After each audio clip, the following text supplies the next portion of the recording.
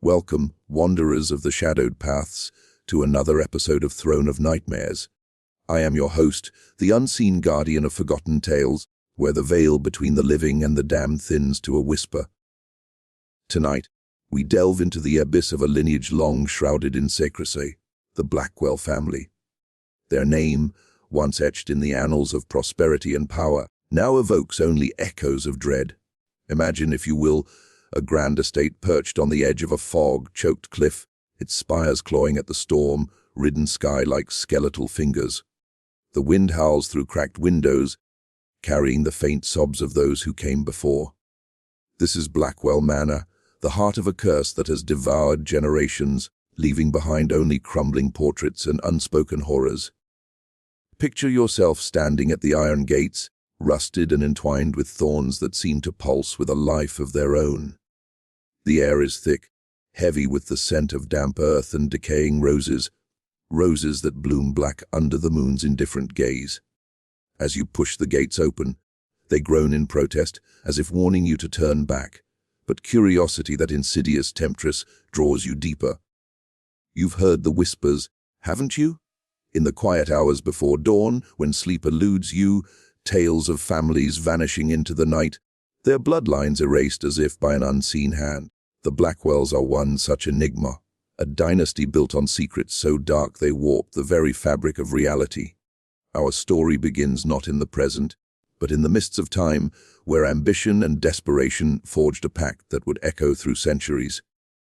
Elias Blackwell, the patriarch, a man whose eyes burned with the fire of unquenched greed. In the year 1692, amid the hysteria of Salem, he stood accused, not of witchcraft, but of something far more profane. He bartered his soul, or so the legends claim, to spare his kin from the news. But what he unleashed was no salvation. It was a shadow that clung to his descendants like a shroud. Each generation bore the mark, madness that crept in like fog, visions of spectral figures in mirrors, and deaths that defied explanation. Bodies found twisted in agony, their faces frozen in eternal screams. Why do we unearth such tales? Because in the heart of every listener beats a primal fear, the fear that our own blood carries unseen stains. What if the sins of our forebears lurk within us, waiting for the right moment to awaken? The Blackwells teach us that legacy is not merely inheritance, it is a chain, forged in darkness, binding the living to the dead. As we journey through their saga, feel the chill settle in your bones. The walls of Blackwell Manor seem to close in, the portrait's eyes following your every move. Listen closely, do you hear it? The faint scratching, like nails on wood, from beneath the floorboards. Let us step across the threshold now, into the dim halls where dust motes dance like ghosts in the flickering candlelight. The air grows colder, the shadows longer. Elias's portrait hangs in the grand foyer, his gaze piercing, as if judging your worthiness to hear his tale. But beware, once you know the truth, it may follow you home. In the dead of night, you might glimpse a figure at the foot of your bed, whispering names long forgotten. This is the allure of the cursed. It invites you in only to never let you go. As the storm rages outside, thunder rumbling like the laughter of vengeful spirits, we begin our descent. The Blackwell curse is not mere folklore, it is a living entity, feeding on doubt and despair. Generations have tried to escape it, fleeing to distant lands, burning diaries filled with confessions, even invoking rituals under blood moons. Yet the shadow persists, manifesting in ways both subtle and savage. A child born with eyes as black as midnight, a harvest that withers overnight, whispers that drive men to leap from the cliffs. Tonight, we will trace this thread through time, from the witch trials' embers to the modern era's sterile skepticism. But remember, dear listener, skepticism is a fragile shield against the unknown. The Blackwells learned this the hard way. Their manor stands empty now, or so they say, boarded up, forsaken, yet locals whisper of lights in the windows, of screams carried on the wind. Dare we ask, is the curse truly dormant, or merely waiting for fresh blood? Lean in closer, let the darkness envelop you. Feel the weight of history pressing down, the air thick with unspoken regrets. This is Throne of Nightmares, where the past refuses to stay buried. And as we unveil the dark legacy of the Blackwell family, ask yourself, could your own lineage harbor such shadows? The answer may chill you to your core. Now, let us immerse ourselves in the genesis of this nightmare. It is the winter of 1692, in the Puritan stronghold of Salem Village, where paranoia festers like an open wound.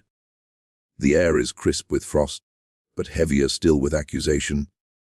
Snow blankets the ground, muffling the footsteps of those who hurry home before nightfall, lest the devil's minions lurk in the woods. Elias Blackwell, a merchant of considerable means, arrives from England with ambitions as vast as the Atlantic he crossed. Tall and gaunt, with a beard like wrought iron and eyes that gleam with cunning, he builds his fortune on trade. Furs, timber, and whispers of forbidden goods smuggled under moonless skies. Blackwell Manor rises from the earth like a monolith of defiance, its stone walls hewn from the nearby quarries, veined with quartz that catches the light in unsettling ways. The villagers eye it warily. Elias is an outsider, his wealth too sudden, his manner too aloof.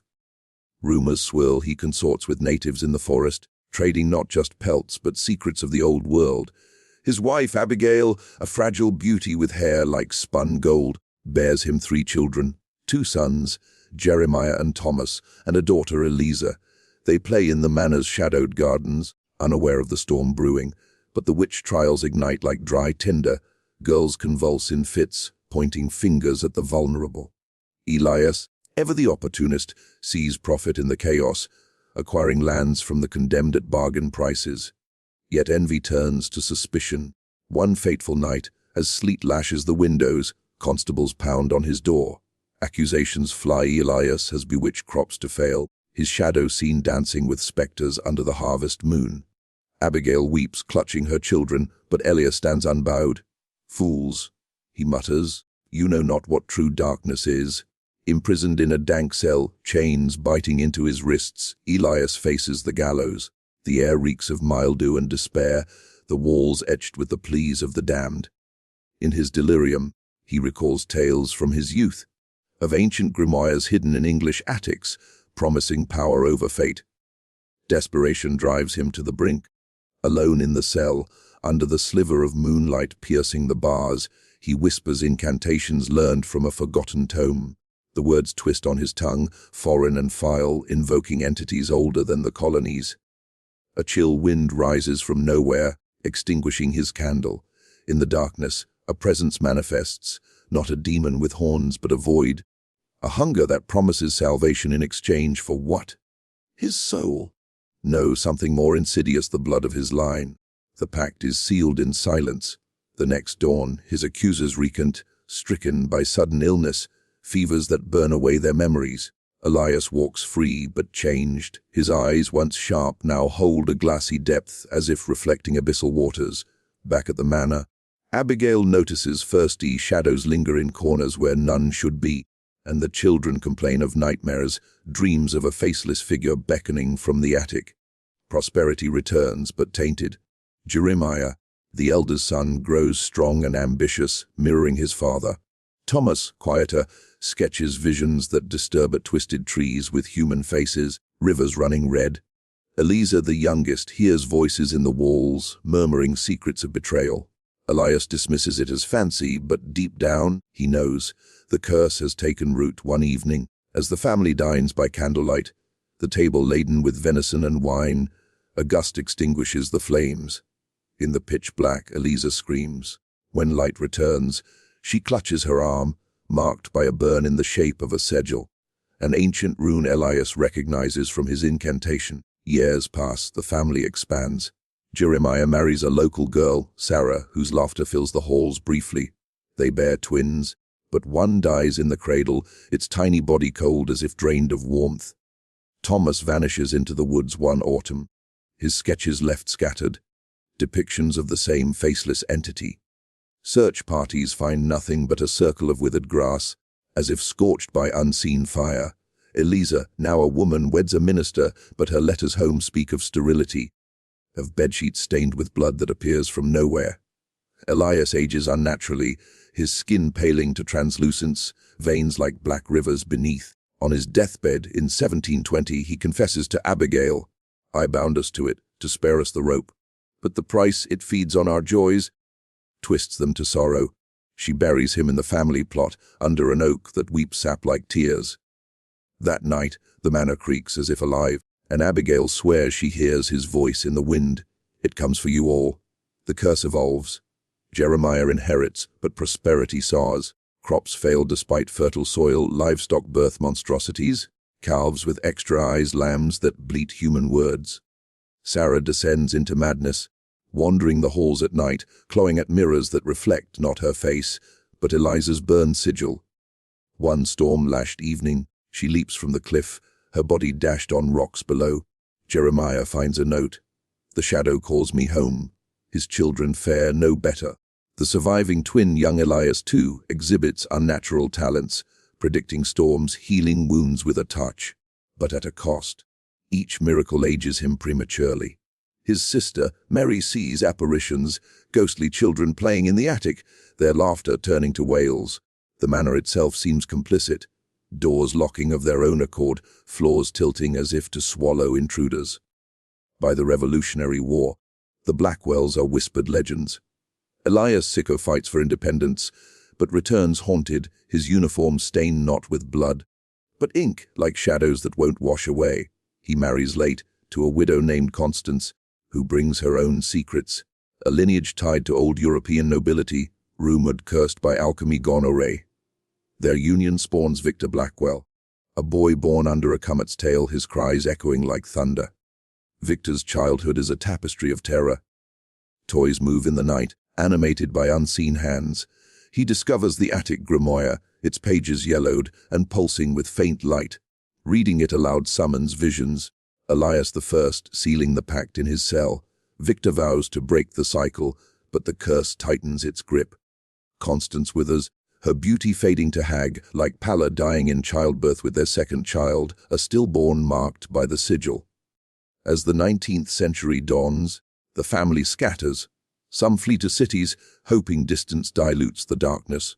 But the shadow follows, manifesting in urban guises, carriages that crash without cause, fires that ignite in empty rooms.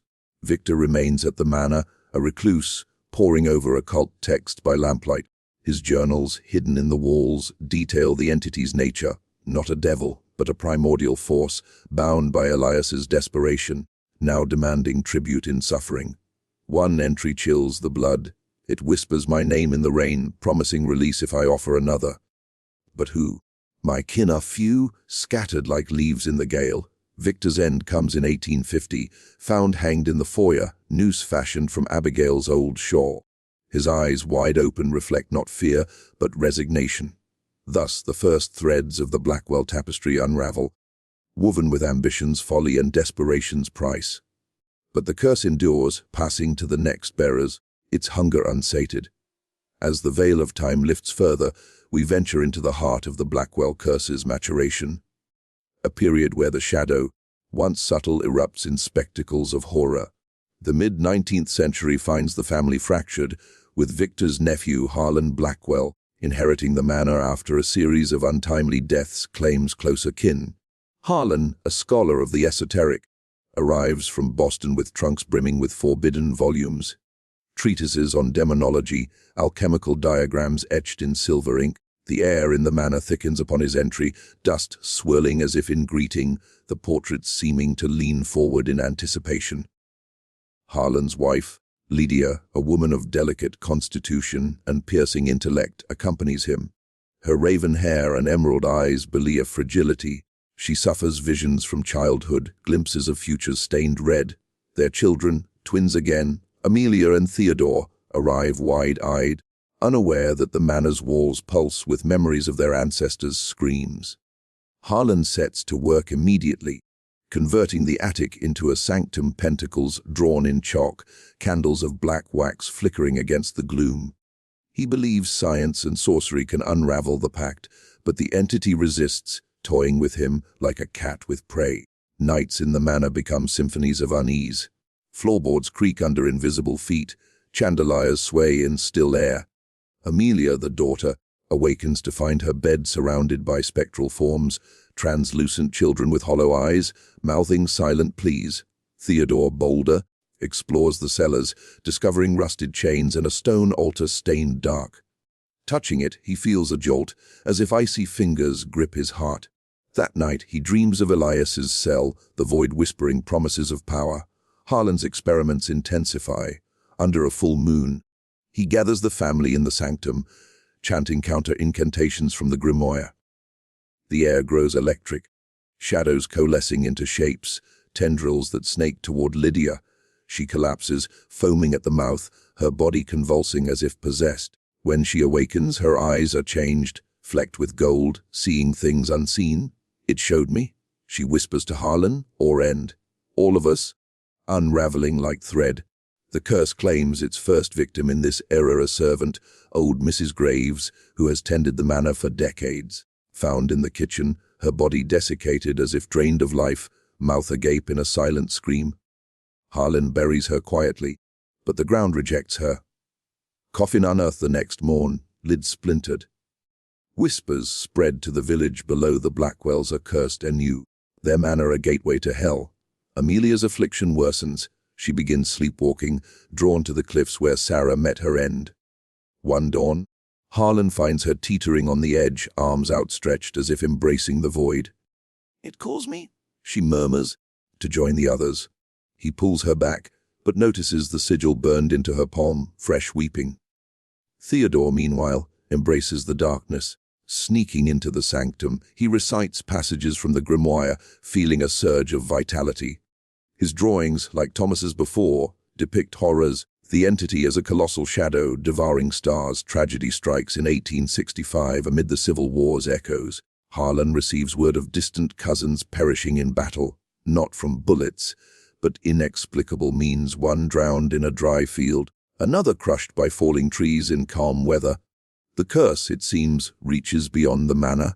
Lydia, pregnant again, miscarries in a torrent of blood that stains the floors indelibly. In her delirium, she reveals a vision. The entity feeds on the family's proliferation, twisting births to barrenness or monstrosity. Desperate, Harlan seeks aid from a traveling medium, Madame Voss, whose reputation for communing with the dead precedes her. She arrives in a veil of incense and mystery, her eyes milky with cataracts. In a séance, by candlelight, the family circled, hands clasped. The table trembles. Voss channels Elias. The pact cannot be broken. It is woven into your blood. To end it, you must offer what it craves. The last of the line. The candles extinguish, and Voss slumps, dead, her face etched with the sigil. Panic ensues. Theodore, enthralled, attempts a ritual alone, sacrificing a lamb on the altar. Blood flows, and the shadows respond, coalescing into a form that engulfs him. Harlan bursts in too late. Theodore's body lies twisted, eyes vacant, but his voice echoes from the walls. "I am free and stronger." The family crumbles. Amelia elopes with a stranger, fleeing to New York, but letters cease after months. Harlan learns of her fate institutionalized, raving of shadows that pursue her through city streets. Lydia, broken, takes her life in the bath, wrists slit, the water turning black as ink. Harlan, alone, descends into obsession, filling journals with ramblings. It is not malice, but hunger, an eternal void that we filled momentarily with our souls. By the turn of the century, the manor passes to a distant relative, Evelyn Blackwell, a spinster archaeologist returned from Egyptian digs. She brings artifacts, cursed relics, some say, that resonate with the entity's power. Dusting off the grimoire, she deciphers Morvay, the pact invoked, a devourer of legacies, a force from pre-colonial myths bound by Elias's words. Evelyn's era brings technological intrusion. Gas lamps flicker erratically, telephones ring with static whispers. She hosts occult gatherings, intellectuals debating the curse's nature. One guest, Dr. Thorne, a psychologist, dismisses it as hereditary madness. But during a storm, the group witnesses manifestation. Shadows peeling from walls, forming claws that rake Thorne's flesh. He flees, but perishes in a train derailment days later. Evelyn bears no children, but adopts an orphan, Silas, hoping to dilute the bloodline. Silas thrives at first, but the manor corrupts him. Nightmares plague him, dreams of drowning in blackness. He uncovers hidden rooms, filled with ancestors' remains, skeletons posed in macabre tableaux. World War I interrupts Silas' enlisting. He returns shell-shocked, but the horrors of trenches pale against the manors. Visions of fallen comrades merge with spectral Blackwells. Evelyn dies in 1920, poisoned by her own hand, or so it seems. Autopsy reveals no toxin, only internal decay.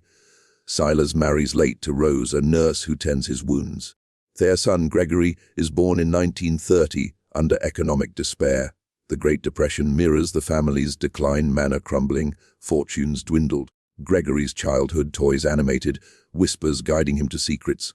Rose vanishes one night, her nightgown found shredded on the cliffs. Post-war, Gregory modernizes. Electricity installed, but bulbs burst in patterns mimicking the sigil. He researches genealogy, tracing branches extinguish, suicides, accidents, disappearances. In the 1960s, counterculture invades. Gregory hosts hippies seeking enlightenment. Rituals with psychedelics summon the entity vividly. Participants fleeing, some never seen again. Gregory's daughter Laura, the last direct heir, inherits in 1980. A journalist, she documents the curse, taping whispers, photographing apparitions. But the entity strikes. Her husband dies in a car crash, vehicle unmarked but interior scorched. Laura's investigations reveal the pact's clause. The curse ends only with the bloodline's extinction, or a willing sacrifice of the innocent. In the 21st century, Laura lives reclusively, the manor a ruin. Strange occurrences escalate, electronics glitch with Elias's voice, mirrors shatter revealing alternate realities. She contemplates ending it, but the shadow whispers, temptations, immortality, power. The narrative crescendos one final night. Laura confronts the entity in the attic, grimoire in hand. Shadows envelop her and silence falls.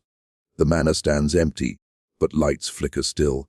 To truly grasp the Blackwell curse's grip, we must excavate the soil from which it sprang, the rich, blood-soaked earth of colonial America, where superstition and survival intertwined like roots in a grave. The year 1692 marks not just Elias's pact, but the Salem witch trials, a frenzy that claimed over 200 accused and 20 executed. Picture the theocracy of Puritan New England communities, huddled against harsh winters, fearing God's wrath manifested in failed harvests and Indian raids. Hysteria spread like plague, fueled by spectral evidence, dreams and visions admissible in court. Elias, as an outsider merchant, embodied the other, prosperous amid poverty, his dealings evoking envy and dread. Historians debate the trial's causes, ergot poisoning from rye bread causing hallucinations, or socio-economic tensions where land disputes masqueraded as witchcraft accusations. But folklore whispers deeper truths. Native American legends, predating colonists, speak of shadow eaters, entities from the spirit world that feed on human despair, invoked unwittingly by the desperate. Elias's incantation may have tapped this vein, blending Old World grimoires with New World myths. Grimoires like the Key of Solomon, smuggled from Europe, promised dominion over spirits, but warned of backlash. Pacts that bound descendants. The Blackwell's story mirrors broader cursed lineages in history.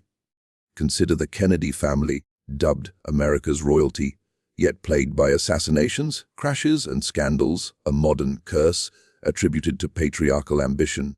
Or the Romanovs, Russian Tsars ended in revolution and execution, their hemophiliac hair symbolizing inherited doom.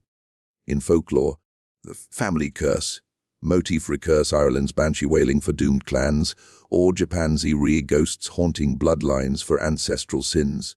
Culturally, the 18th century saw Enlightenment clashing with lingering occultism. As Jeremiah navigated post-revolutionary America, Freemasonry and secret societies flourished, their symbols echoing Elias's sigil. The manor, perched on cliffs, evokes Lovecraftian isolation, drawing from real New England haunts like the House of the Seven Gables, inspired by Nathaniel Hawthorne's cursed ancestry tied to Salem judges. Victorian-era Harlan's time birthed spiritualism amid industrial upheaval.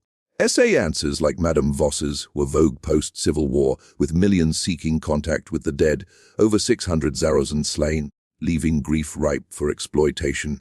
The Fox sisters' rappings in 1848 sparked a movement, but frauds abounded, mirroring Harlan's failed rituals. Occult orders like the Golden Dawn synthesized Egyptian, Kabbalistic, and alchemical lore, much as Evelyn did with her artifacts. Egyptomania. Post-Napoleon's campaigns flooded Europe with mummies and curses, Tutankhamun's tomb in 1922 fueling tales of pharaonic retribution. The 20th century layered psychological lenses. Freud's theories of inherited trauma resonate with the Blackwells. Repressed sins manifesting as neuroses, World Wars amplified existential dread, Sealer's shell shock parallels PTSD, where battlefield horrors blend with supernatural ones. The Great Depression's despair echoed the manor's decay, families fracturing under economic curses. Post-war, Gregory's era saw counterculture, occult revival, Aleister Crowley's influence, psychedelics unveiling entities, like those in Terence McKenna's DMT visions. Laura's documentation aligns with paranormal investigations, Ed and Lorraine Warren's cases, like Amityville, blending fact and folklore. Globally, similar tales persist: India's chiral ghosts haunting abusive families, or Africa's ancestral curses requiring rituals to appease. In Latin America, La Llorona weeps for lost children, symbolizing colonial guilt. The Blackwells embody universal folklore, the sins of the fathers, from biblical Exodus, where God visits iniquity upon generations. Yet authenticity unnerves. Real vanishing families exist. The Sodder children, 5 disappearing in a 1945 fire with no remains, or the Mexday family, vanished in 2010, bones found later. Institutions like asylums hid generational madness, lobotomies on cursed lineages. Blending fact. Salem's records show no Elias Blackwell, but aliases abounded. Perhaps he was spectral himself, a composite of the era's damned. Cultural trauma lingers, witch hunts as metaphors for McCarthyism or modern cancel culture, where accusations devour legacies. Eerily, Blackwell, like Manners. New England, abandoned estates with ghost tours, whispers of curses. Locals avoid them, citing EVPs capturing pleas. In this context, the Blackwells feel real, their curse a cautionary echo of history's unhealed wounds. Beneath the surface of the Blackwell saga lies a labyrinth of symbols and psyches, where the curse transcends mere supernaturalism to probe the marrow of human existence. At its core pulses the theme of inherited guilt, a primordial fear that our veins carry not just blood, but the echoes of ancestors' transgressions. Elias's pact symbolizes the Faustian bargain, rooted in Marlowe's Dr. Faustus, where ambition barters eternity for fleeting power. Psychologically, this mirrors intergenerational trauma. Studies in epigenetics suggest stress alters DNA, passing phobias or depressions to offspring. The Blackwells embody this, each generation's madness a genetic scar from Elias's desperation. Symbolically, the manor represents the family's psyche, Freud's house, as ego, with Attic's superego, hiding repressed secrets, Sellers' unleashing primal urges. Shadows peeling from walls evoke Jung's shadow self, unacknowledged darkness that ignored devours. The sigil, burned into flesh, is a brand of fate, akin to Greek tragedy's Moira, where Oedipus's lineage crumbles under prophetic curse. Universal fears amplify the dread of obsolescence, legacies devoured by time.